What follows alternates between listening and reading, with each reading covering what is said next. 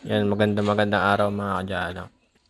Ngayon pong araw ay mag-start na uli sila sa paggawa ng CR at kusina.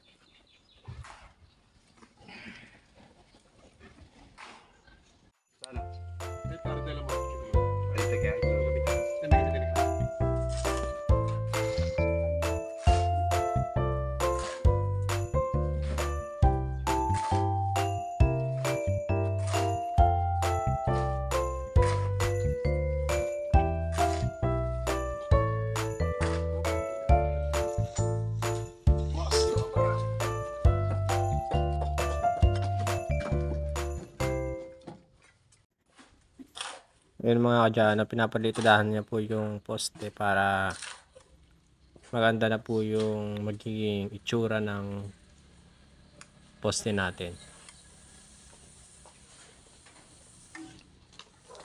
A few moments later.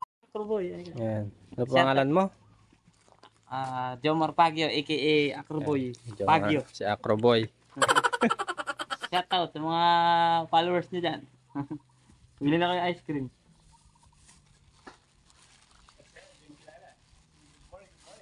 Andyan na po tayo. Papunta po tayo ngayon ng Mapaniki, Barangka. Para magtinda na kamo. Abangan nyo na kami dyan. Thank you kay Bro Brian. Ano? Ice cream, mainit na mga kayo, may mga high blood dyan. Ito na. Makita nyo lang yung pogi nagtitinda sa kabaliktaran.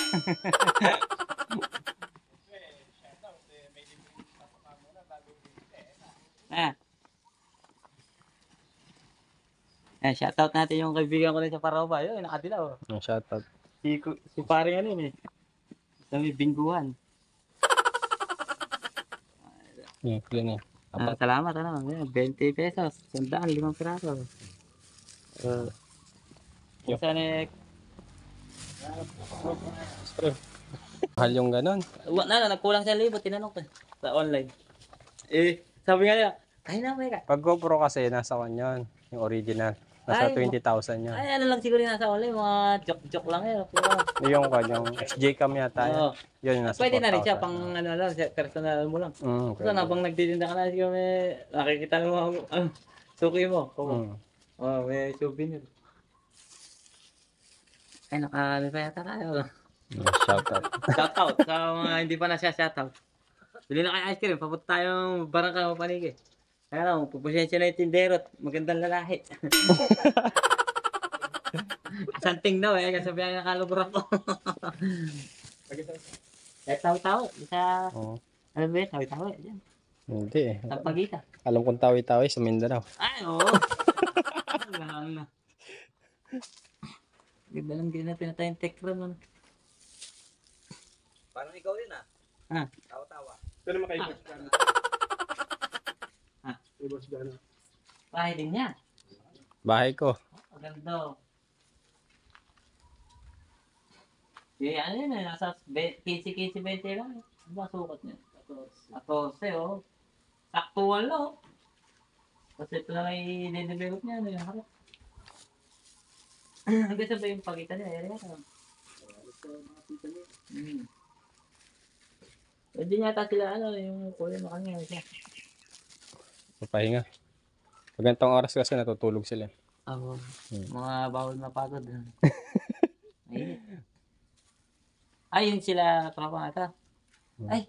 Yung dalawa kumain, sila Sir Chris. Ay, makikinom nga lang na ito. Saka nakita nagtitinda ng ice cream, nauuwa. Hindi kainin yung paninda. A few inches later.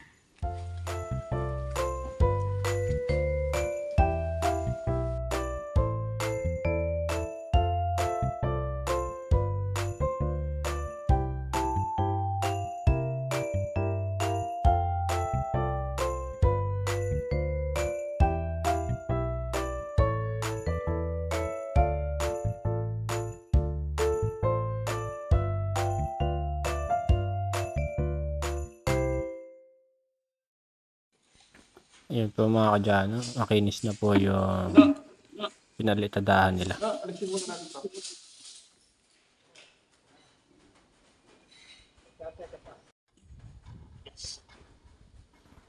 Ayan po, tinatanggal po nila yung bakal. Yung ginawa nilang panghulmahan para pantay na pantay po yung pagkakagawa ng palitada.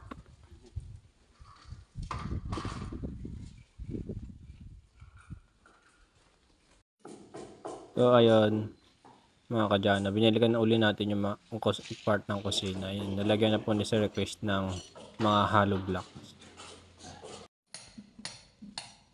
Ayan po. Ay, naglalagay pa rin po siya ng hollow blocks para dun sa kusina.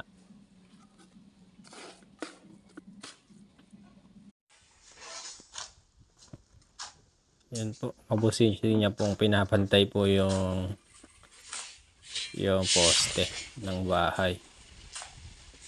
Malinis po yung pagkakagawa ni Kuya.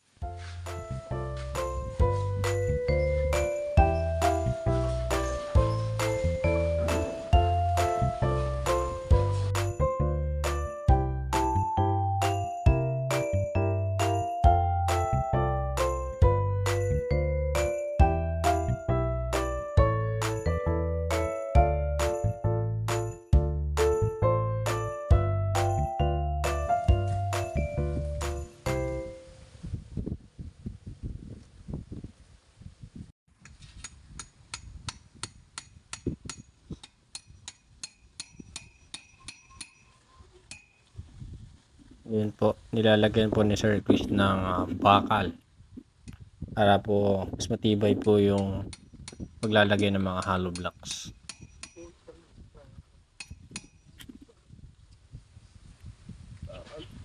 Hindi po yata may tayo, may tusok. Ayun.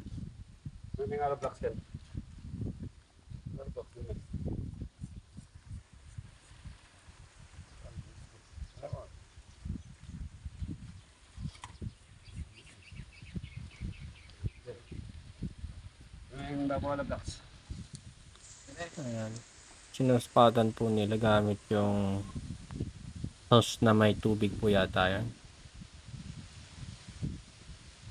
Para pantay po yung sukat.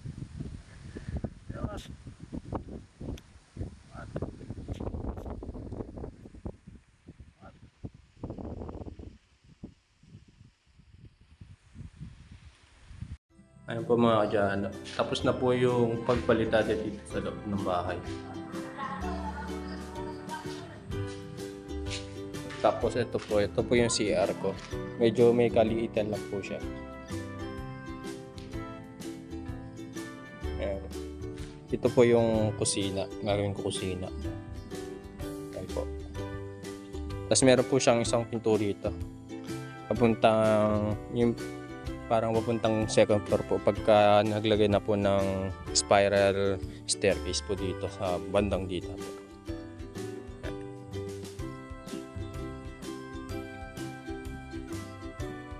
Yan po. May bago ka ng tahanan, Mimi.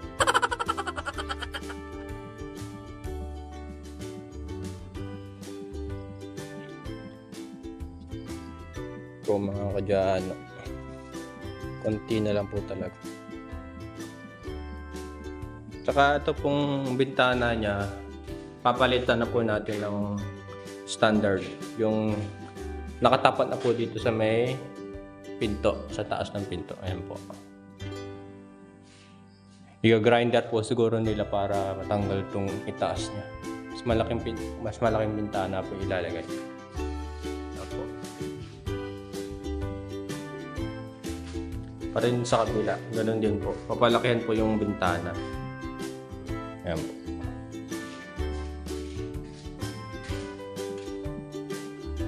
Tapos po itong taas na to, siguro kasama ko na rin po sa papagawa para isahang ano lang po. Kaysa po masayang po yung mga binili pong coconut lumber para mapakinabangan agad dito sa may gagawing terrace ng bahay sa taas.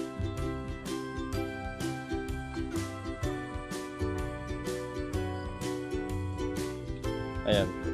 Bali po yung bubong niya, yero na lang po. Yung pa ito sa migang po. Yung pa ganito po. Yung yero na lang po. Hindi na po siya slab din. Since wala naman po siyang poste.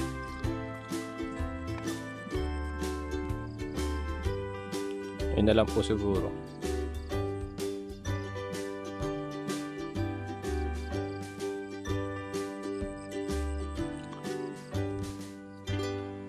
Ay mga kadyano, konting-konti na lang po talaga. Tatapos na.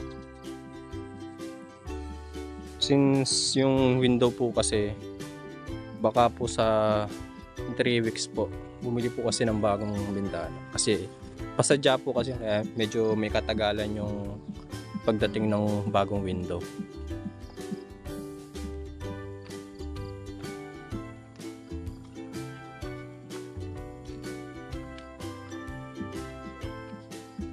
Yung mga kadyano.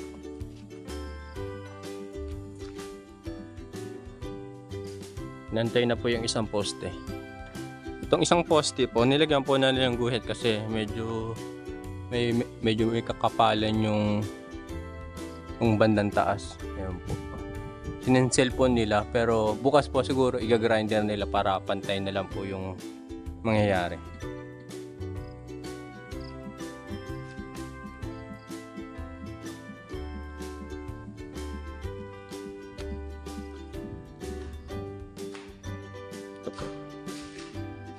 Sarap po din dito tumambay malamig kahit na mainit yung panahon.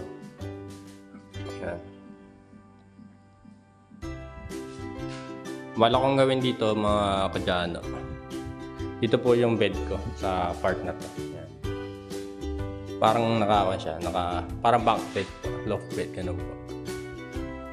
Tapos nandito po yung sa baba yung PC ko, yung computer. Doon ako mag-e-edit, ganun po. As dito, pwede rin po ako maglagay ng appliance sa part na to. Dito. Tapos dito po yung bandang aircon. Magbubutas po ulit sila. Since nakalimutan po ni Sir na para sa aircon. Dito po siguro yung cabinet ko. Dito ko rin ilalagay. Sa banda na to.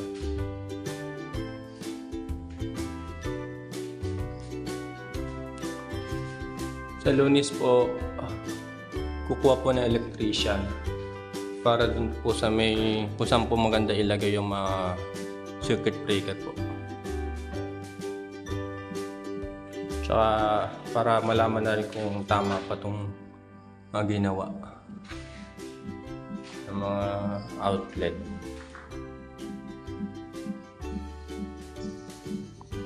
Siguro sa CR po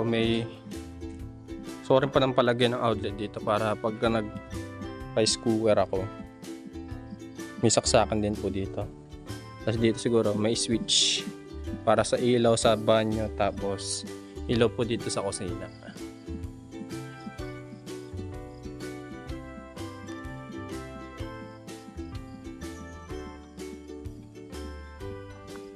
Yan.